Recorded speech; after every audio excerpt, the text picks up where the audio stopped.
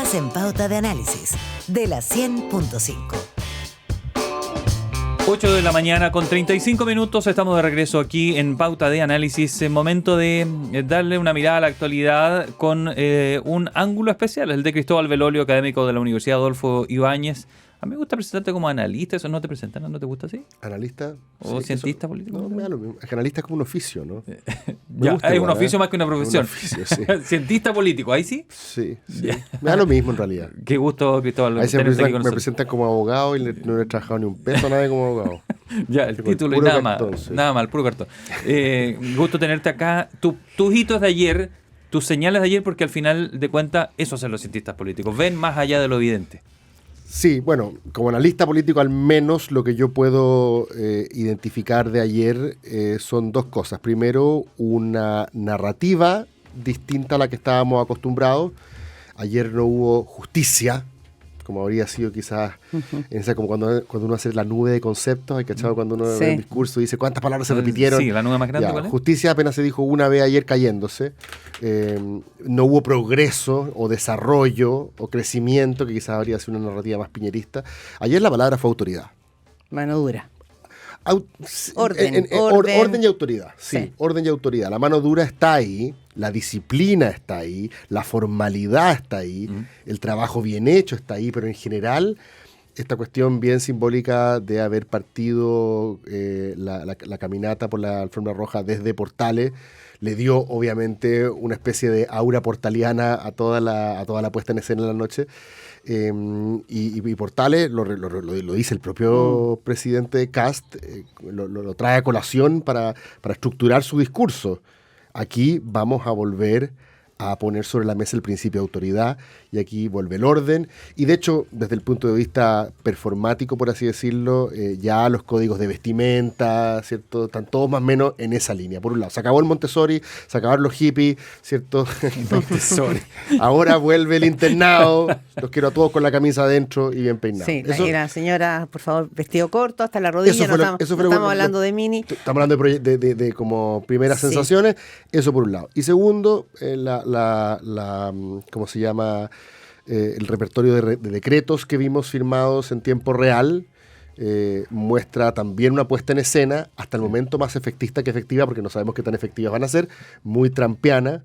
No en la batalla cultural. Acuérdate que Trump lo primero que hizo fue decir, como pragmático. No quiero que las mujeres, que los trans compitan en deporte. Ese fue su primer decreto. Aquí es cierto que están súper alineados con sus promesas de campaña y aparte de haber partido en quinta en inmigración, en crecimiento contra la permisología y en 6 en 22 minutos y en orden público, está también esta promesa de que no va a ser muy buena onda el clima con el gobierno saliente porque dice aquí nosotros no vamos a dejar muebles sin dar vuelta a ver qué pasó, qué hicieron, con dos objetivos. Uno, mantener a tu tribu todavía en posición de combate, ¿cierto?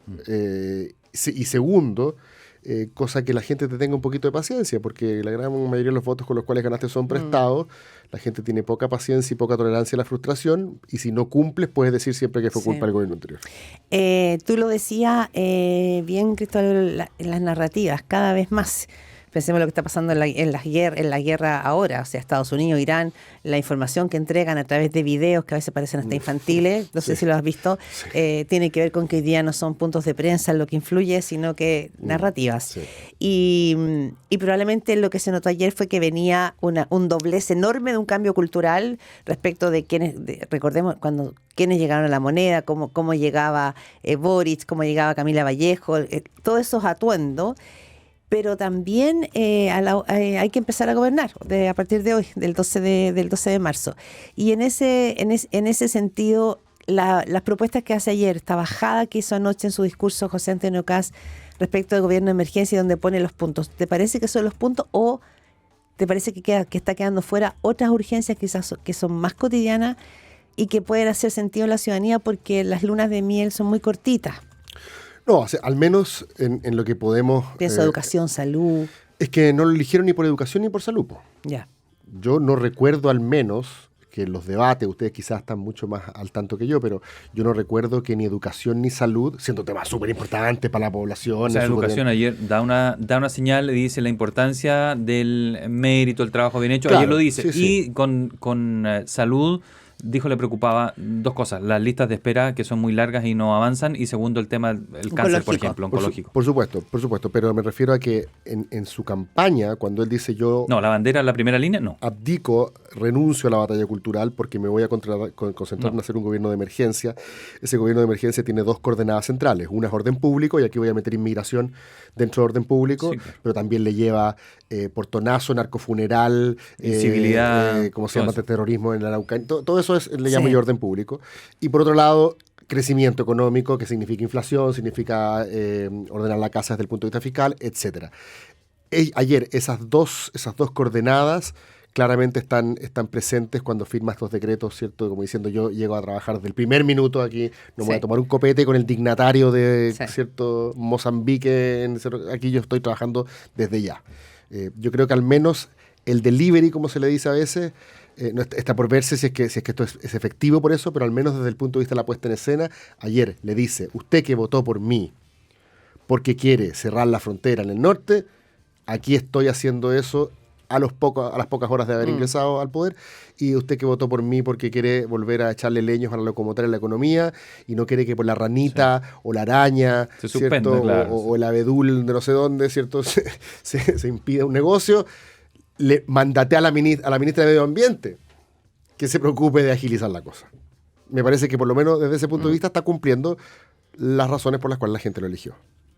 Parte bien en ese sentido de tu juicio, José Antonio Castro, pensando en toda la hilera de narrativa.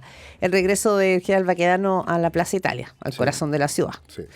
Puede ser visto como dos maneras, como el regreso a la normalidad, que era la bandera con la que termina Gabriel Boric, no de la refundación, sino de la normalidad, Sí. o que finalmente llega, ¿no es cierto?, José Antonio Castro, y llega, se rearma esa plaza. El triunfo en las dos cámaras, el triunfo en el Senado y en la Cámara Baja de manos de la derecha. Sí. Es decir, parecía ser que parte con ese pie derecho, salvo que yo no había visto que se le había caído la piocha ayer anoche. ¿Vieron eso? No. Hay un video dando vuelta, lo pone The Clinic, de que cuando estaba firmando los decretos, la piocha pegó con el... Ah, y sí, se le cayó escuché algo y alguien recoge algo. ¿Eso era la piocha? La Cuando piocha. está firmando decretos ¿Qué vas a ver? suena metálico. Ayer hablábamos Bueno, de la piocha cuando se cae. A propósito de cientistas políticos, el cientista político uruguayo David Altman, ¿cierto? Que lleva en Chile muchos Sí. años, que fue el que hizo famosa ahora último esta tesis, que ya se venía discutiendo hace mucho tiempo, de que el 2022 inaugura un nuevo ciclo en la política chilena, este nuevo clivaje. Él le denomina, así como el del 88, Tironi le llamaba democrático autoritario. Si votaste por el sí, quedaste en el lado autoritario. Si votaste por el no, quedaste en el lado democrático. Altman dice que el 2022 inaugura el clivaje restauración-refundación. Si votaste apruebo, eres del lado refundación, que venía a transformarlo todo, ¿cierto? Y si votaste rechazo. Y si votaste del lado restauración. Restauración. Entonces, desde ese punto de vista, habría que interpretar este nuevo ciclo como una restauración de ciertos valores que se han perdido, ¿cierto? Como por ejemplo el principio de autoridad. ¿Se acuerdan del discurso que también le gustaba mucho a Piñera, de Sarkozy, cuando irrumpe en la política francesa, diciendo algo así como mayo del 68 nos hizo mal? Esta cuestión hipienta de la imaginación al poder, ¿cierto? Debajo de los adoquines está la playa, prohibido prohibir. Nos transformamos en un grupo de poetas malditos, idealistas, marihuaneros. ¿Sabéis qué? Aquí hay que volver a respetar al profesor. Honrar padre y madre, ¿cierto? Casi que... y yo veo un poco acá en esa senda. Todo tiene que pasar, o gran parte de las cosas al final de los gobiernos tienen que pasar por el Parlamento. Y allí hay un Parlamento que a veces es medio circense, a veces variopinto, a veces representa la sociedad actual. ¿Cómo ve el escenario ahí? Porque ayer ya dio una muestra de lo que es. Sí, entró el Frente Amplio de derecha, como dicen algunos. O sea, republicanos también va a tener sus personajes. Sí, claro. Bueno, el hecho de que la Cámara, que las dos cámaras hayan quedado en manos de la derecha, el Senado, si no me equivoco, va a ir cambiando, pero... Sí, pero va a tener 3 de 4 Claro. presidencias. Que nos explicaba hace un rato Jimeno Sandón, de la Cámara Baja al menos, la importancia de tener las presidencias para la tramitación de proyectos, Exacto, la presentación, la gente que vaya rápido, etcétera. Entonces no insisto en el punto. Claramente es un triunfo político, yo no sé si de Alvarado, dicen algunos. Sí, Pamela Giles dijo. Claro, o de García, que es el ministro un poco que tiene que conducir las relaciones con el Parlamento, pero como sea, uno podría decir que el gobierno se anota un poroto. Y la izquierda una derrota más bien humillante, porque apuestan a una figura que además lo ha basureado. Estoy hablando de Pamela Giles, ¿cierto? Sí, sí.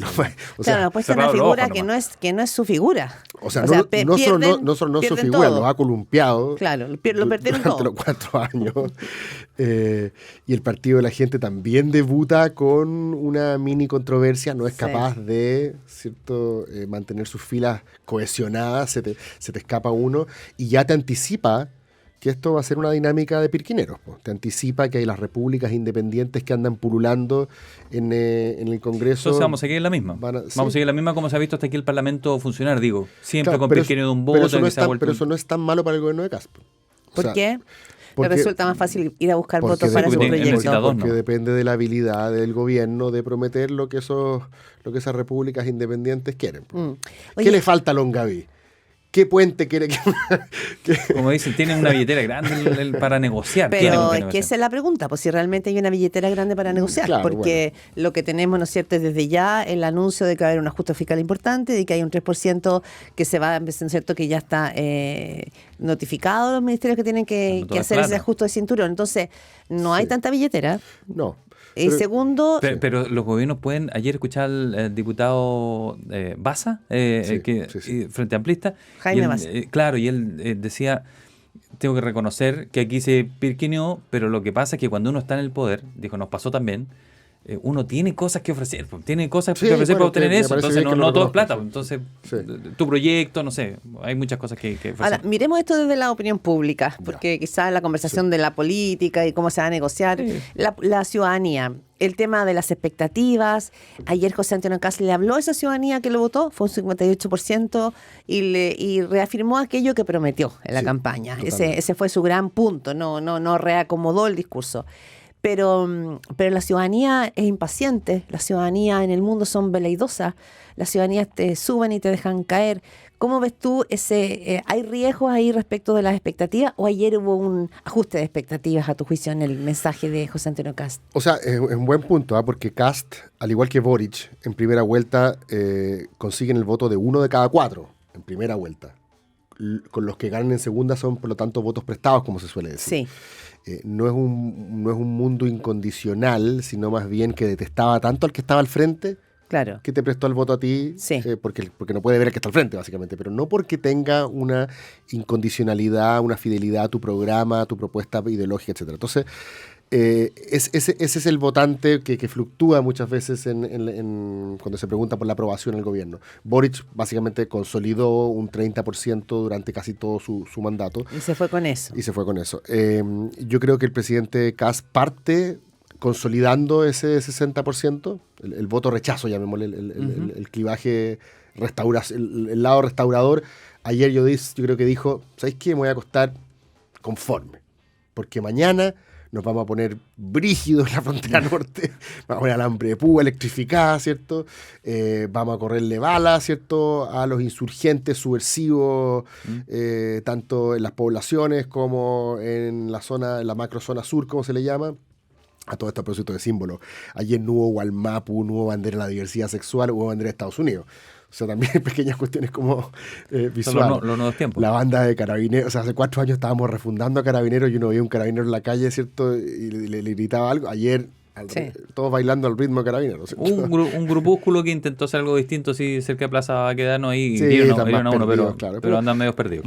O sea, con los tiempos. No solo perdidos. A mí, estos grupos nunca son muy estratégicos, pero cada piedrazo que tiran esos grupos es un punto más que sube Kast. Claro. Exactamente. Mañana, si hoy día los overoles blancos quieren hacerse los lindos y salen a dejar alguna embarrada en los alrededores. Refuerzo de Kast. O sea, en el Gusto del Mar también pasó ayer un grupo que iba con unas poleras y trataron, pero tampoco le funcionó, los mandaron para afuera. Pero no fueron agresivos, ¿ah? No fueron agresivos. Bueno, van a haber algunos mundos que uno esperaría que se activen. El 8M fue bastante pacífico, a pesar de que hubo algunos gritos de Cast escucha, fue bastante pacífico, pero sería raro que el mundo feminista no quisiera reactivarse ahora frente a una ministra que, digamos, no estoy diciendo peyorativo ni nada, su agenda es completamente antitética a lo que ese movimiento feminista ha promovido en los últimos años. En el campo de la educación tenemos una ministra que, claro, no tiene el estilo combativo de Marcela Cubillo, pero suscribe el mismo libreto desde el punto de vista ideológico, digamos, legítimamente ideológico. De hecho, ayer el presidente lo deslizó en el Liceo de Augusto Dalmar, algo así como, bien usted, alcalde Sichel, interesante cómo se recupera esa relación. Impactante. Que quiera quedarse con el colegio y no se lo quiten los SLEP, o sea, haciendo el punto de que la reforma de Bachelet fue mala, ¿cierto?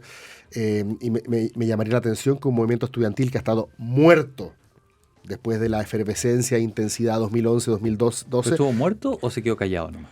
No, yo creo que estuvo muerto por distintas razones. Yo, de hecho, he estado revisando algunos como artículos académicos que se han escrito respecto de qué pasó con el movimiento estudiantil post-2011-2012. Y hay variadas razones. Una de ellas tiene que ver con que fue drenado, tanto desde el punto de vista del reclutamiento como de la energía programática, por esta generación que llegó al poder 10 años después. O sea, las principales banderas del movimiento estudiantil 2011-2012, que en ese entonces eran bastante pasadas de rosca. Yo estudié en la universidad poquitos años antes de eso y lo más osado que se decía era arancel diferenciado. Y en 2011 pasamos a hablar de educación gratuita. Claro, quizá al movimiento estudiantil le pasó lo que le pasó a los movimientos sociales con el gobierno de Patricio Aylwin. Es decir, que tú te constituiste desde allí. Correcto. Y los que llegan, que son tus representantes, que llegan como que adormecen esos ímpetus. Bueno, de partida porque existe una correa transmisora, porque pasas del movimiento estudiantil a la institucionalidad. Claro. Y tus demandas son absorbidas por la institucionalidad. No es pura cuestión de que, oye, quédense callados, nosotros ganamos. A ver, Bachelet 2 aprobó el fin del lucro. Bachelet 2 aprobó el fin de la selección. Bachelet 2 aprobó el fin del financiamiento compartido. Bachelet 2 legisló a favor de la gratuidad progresiva universitaria. Así que, desde ese punto de vista, yo creo que el movimiento estudiantil lo que deberíamos ver ahora es un despertar. Vamos a ver qué tan talentoso, porque aquí no basta la oportunidad, sino que, como dice Maquiavelo, es oportunidad y talento. Vamos a ver si hay un Jackson, que claro, hoy día uno lo ve como medio macuco. En su momento, cuando apareció Jackson, era el yerno de Chile. Vamos a ver si aparece un Jackson o una Camila Vallejos hoy. No, está venido menos Jackson en su imagen. Y finalmente hay un mundo que está muy apagado, pero también me parece interesante, a propósito de todo el simbolismo del escudo y todo, que es el mundo de los derechos humanos. Que levantó la voz cuando se nombraron a los ministros de defensa y particularmente de justicia y derechos humanos porque habían estado involucrados en defensas de Augusto Pinochet. Vamos a ver si estos mundillos se despiertan o no. Me llamaría la atención que no lo hicieran. Sí. Ahora ya la ley de conmutación de pena le salió mal, digamos. Fue un escopetazo que quedó mal parado. Sin duda, un tremendo error porque además te afecta tu narrativa. Si la gente empieza a decir cómo van a liberar a los viejitos de Punta Peuco, pero también a los violadores, ¿dónde queda a los que van a meter presos los van a después porque tienen la presión alta? Exacto. No, ese proyecto parece que ya no ya recibió crítica. Francisco Chaguán yo creo que nunca más apareció, después de presentar el proyecto. Ayer, en la lista de embajadores a México. Ese problema no es mío. Cristóbal Beloli, muchas gracias por haber venido. Gracias. Que esté bien.